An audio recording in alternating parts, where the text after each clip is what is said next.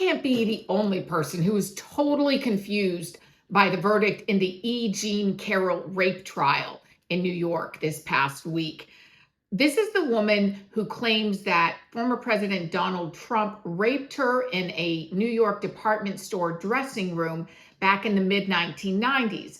Now, admittedly, I didn't pay close attention to the trial as it was happening, but when I heard that guilty verdict, again, guilty not of rape, but guilty of sexual battery and defamation, I was curious to know, like, what happened in this case and who is this woman?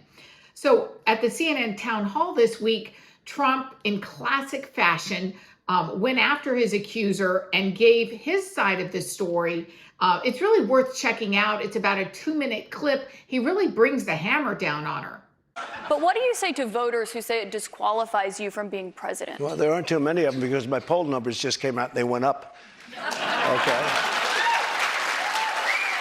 I think I'm the only person in history who had a charge like that. And usually you leave office, you say, I'm sorry, but I'm going to back home. I'm back home to my family and everything. I'm going to be resigned. My poll numbers went up, and they went up with the other fake charge, too. Because what's happening is they're doing this for election interference.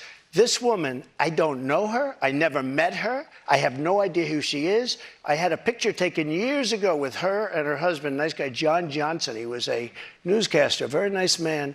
She called him an ape. Happens to be African-American. Called him an ape. The judge wouldn't allow us to put that in. Her dog or her cat was named Vagina. The judge wouldn't allow to put that in. All of these things.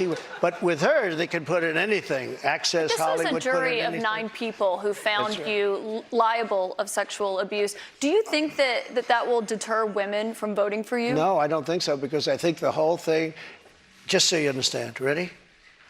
I never met this woman. I never saw this woman. This woman said, I met her at the front door of Bergdorf Goodman, which I rarely go into, other than for a couple of charities. I met her in the front door. She was about 60 years old, and this is like 22, 23 years ago.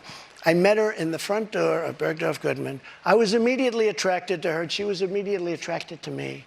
And we had this great chemistry. We're walking into a crowded department store. We had this great chemistry, and a few minutes later, we end up in a room, a dressing room of Bergdorf Goodman, right near the cash register.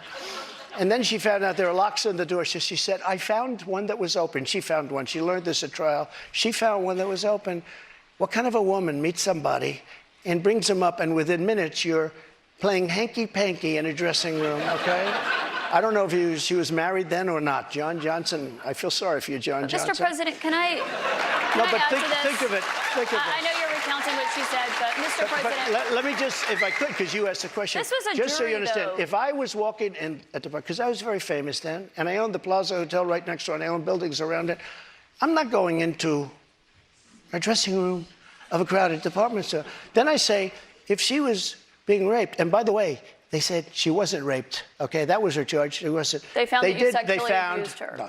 What? Say what? They did. They said he didn't rape her, and I didn't do anything else either. You know what? Because I have no idea who the hell she is. Now, President Trump's attorneys have promised to appeal the verdict, but whatever the truth of the matter is, I don't think that this case is going to influence the election. I just don't think people are going to be going to the voting box and voting on this case. But I would love to hear what you think. Please let me know in the comments below. And if you like this video, please share it with your friends, comment, and of course, subscribe to Americans for Limited Government videos on whichever platform you're watching this.